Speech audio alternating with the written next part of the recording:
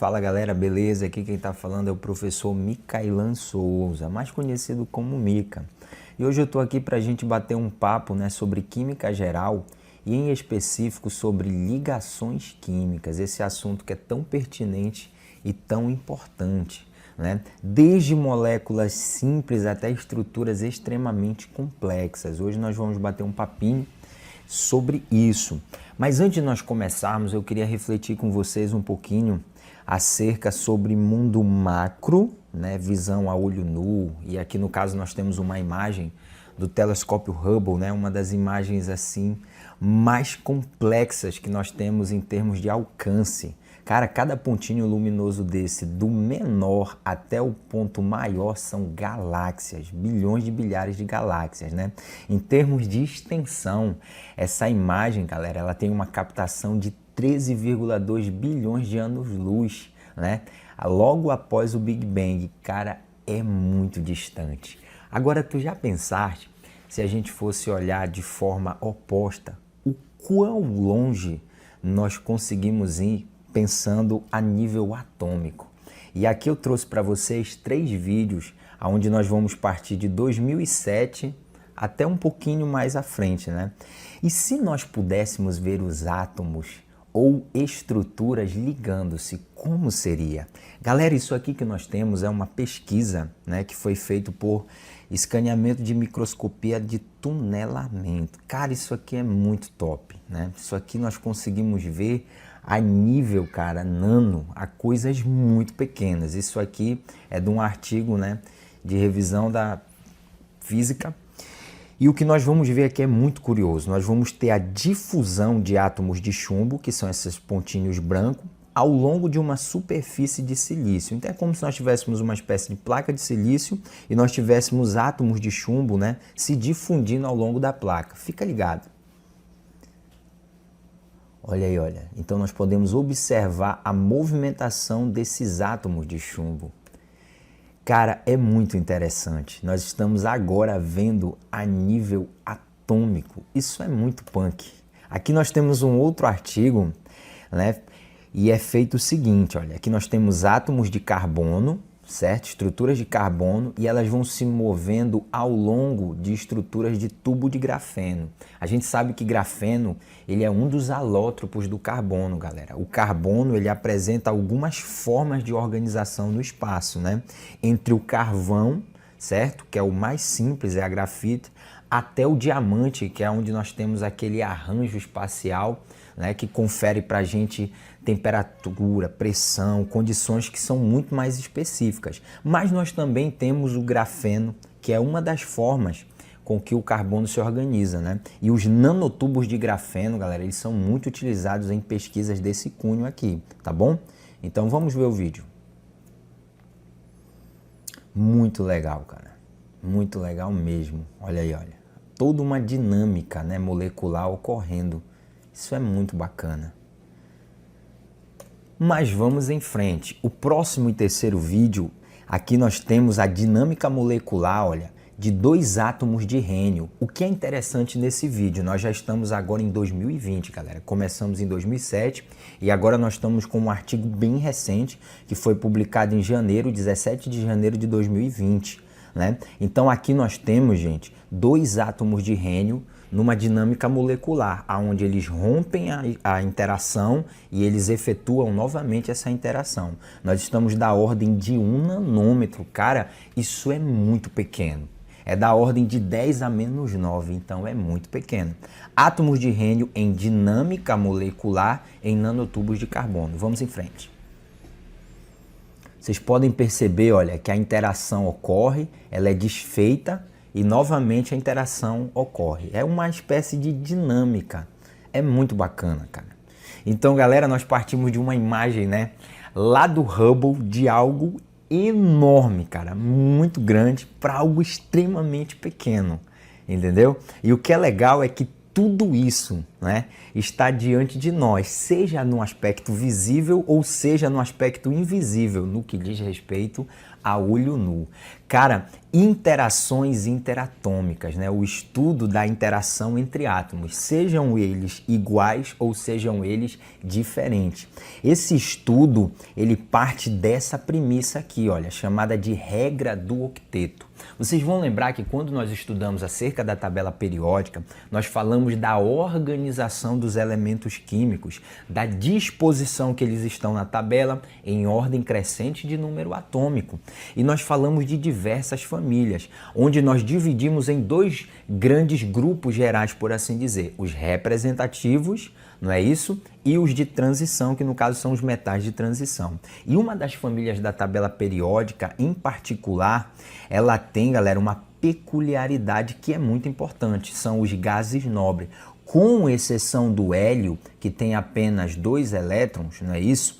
Os demais gases nobres na sua camada de valência vão apresentar 8 elétrons. É por isso que nós temos o termo de regra do octeto. Mas o que esses caras têm de tão importante e tão peculiar? É que, na verdade, eles são estáveis por natureza. Eles não precisam necessariamente ligar-se a ninguém, entendeu? Além deles mesmos. Quando eu digo deles mesmo, é da mesma espécie. Por exemplo, o neônio interagindo com o neônio, não é isso? Para poder nós termos aí a questão da interação no que diz respeito à forma gasosa. Então, elementos, eles se ligam entre si porque eles têm um objetivo em comum. E esse objetivo em comum é que eles atinjam a estabilidade. E essa estabilidade nada mais é do que ser semelhante a um gás nobre no que diz respeito a possuírem 8 elétrons na camada de valência. Beleza? Então essa estabilidade ela é alcançada no momento em que a interação é feita, tá bom? Essa interação ocorrendo vai fazer com que as espécies envolvidas sejam semelhantes em distribuição eletrônica no que diz respeito a um gás nobre, perfeito? Daí nós usamos o termo de regra do octeto, porque com exceção do hélio, os demais gases nobres vão apresentar 8 elétrons na sua camada de valência. Lembra que camada de valência é a camada mais externa, galera. É onde, de fato, as interações elas vão acontecer. O hélio, no caso, ele não faz o octeto, ele vai fazer o que a gente chama de dueto. Legal. Pensando nessas interações, nós temos 3 tipos de interação.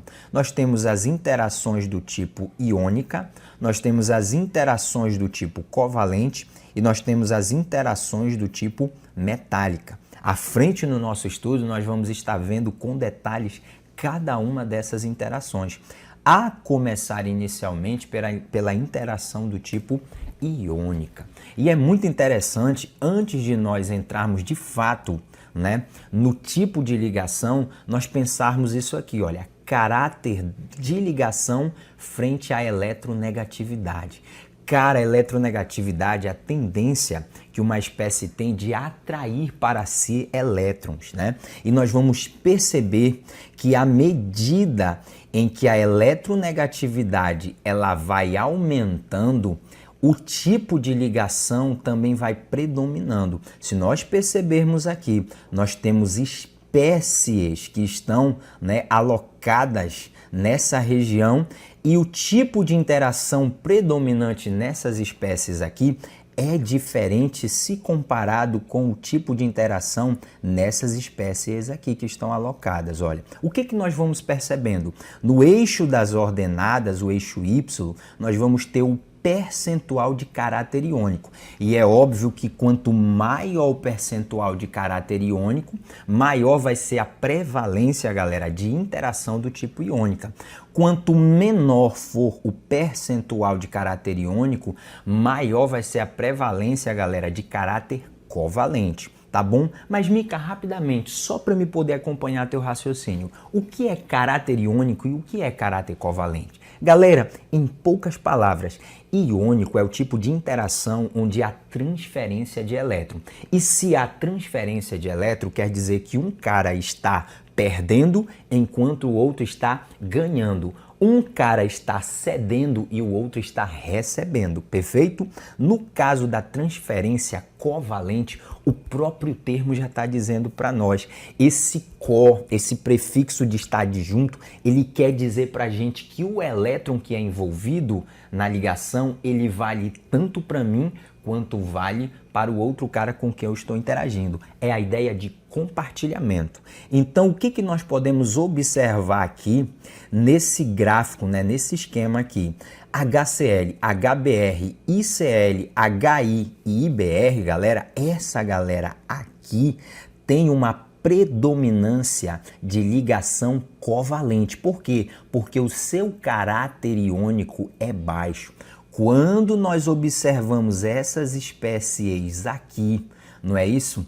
Nós vamos perceber que esses caras aqui têm uma predominância maior a um caráter de ligação iônico, ou seja, em linhas gerais, esses caras tendem à transferência eletrônica e esses caras aqui tendem ao compartilhamento de elétrons. Dentro desse estudo, nós temos uma relação matemática muito bacana, né, que Linus Pauling ele vai trazer para a gente. Ele vai dizer o seguinte, que quando nós calculamos a diferença de eletronegatividade, nós temos duas situações. Toda vez que o cálculo da diferença de eletronegatividade for superior a 1,7, o caráter da interação predominante é iônico. Em contrapartida, se a diferença de eletronegatividade for inferior a 1,7, a predominância do caráter covalente. Então, olhando aqui para o nosso esquema, nós podemos perceber que essa galera aqui vai tender a possuir uma diferença de eletronegatividade superior a 1,7. Essa galera daqui vai tender a ter uma diferença de eletronegatividade, né, galera, inferior a 1,7, tá bom? Então, quanto maior a diferença de eletronegatividade, maior o caráter iônico. Quanto menor a diferença de eletronegatividade, maior o caráter covalente. Perfeito.